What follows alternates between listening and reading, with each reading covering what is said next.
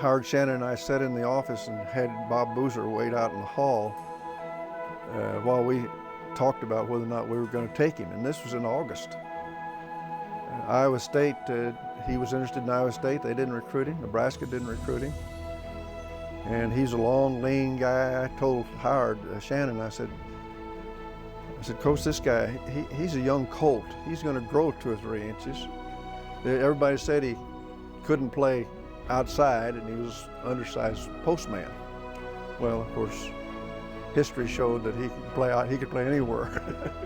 What most people don't realize, I remember when he came in as a freshman, he was big and he was mobile. He wasn't a very good shooter. I mean, he wasn't a bad shooter, but he wasn't really a very good shooter through his freshman year. But as the year went along, the freshmen used to come up and scrimmage the varsity a little bit because that's how Tech's evaluated talent. And Bob certainly was not unaggressive at that particular point of his career.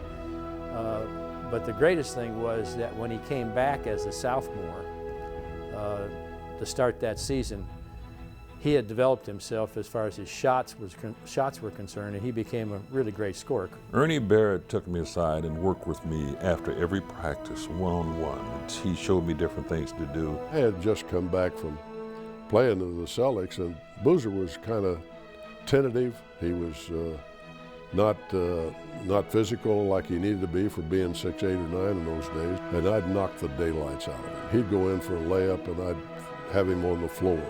And he got up time after time and ready to fight me, and I kept saying, come on. He beat me up pretty good. And then as I started getting more skills, I started beating back. And then when I started beating back and winning, then I knew that the games were going to be a lot easier than the practices. Bob is somebody who developed into a great player. I always thank my lucky stars that he came to K-State, because Jack Parr made us a Big 7 champion. Bob Boozer helped us become a national contender. He'd get the ball off the boards, fill the lane. We could get the ball in deep to him. In his last year or two, Tex developed a couple of extra plays for him outside of the triangle that would guarantee us points. I mean, it was just automatic almost. He could hook the ball, he could shoot the ball. I don't remember him ever not completing a play. Some of his games, one I'll never forget, is against the University of Colorado in the Big 8 tournament, then the preseason tournament in Kansas City. And we were ranked number 1 or 2 in the nation at the time, and Colorado was ready to spring the upset. They had something like a 6-point lead with less than 2 minutes to play. Well, Tex Winter called timeout, and then for the remaining 2 minutes, they just cleared the one side for Boozer, and he went out there and hit those 20, 25-footers, and we won by 1 or 2 points, I believe it was. But that was so typical of Boozer, and he would have been a great 3-point shooter. But he also was very adept on the inside game. At the time, Tex had Jack Parr. But when Parr would get in foul trouble, Tex merely moved Boozer into the post, and he was right at home. He was so adaptable, and I think that's proved by the fact that he went on and had such a great career in the pro game. I would have to say that Bob is probably the best player ever to play at K-State. He's the only player from K-State ever to be the #1 pick overall by a team that had pretty good ability to judge talent, the Boston Celtics.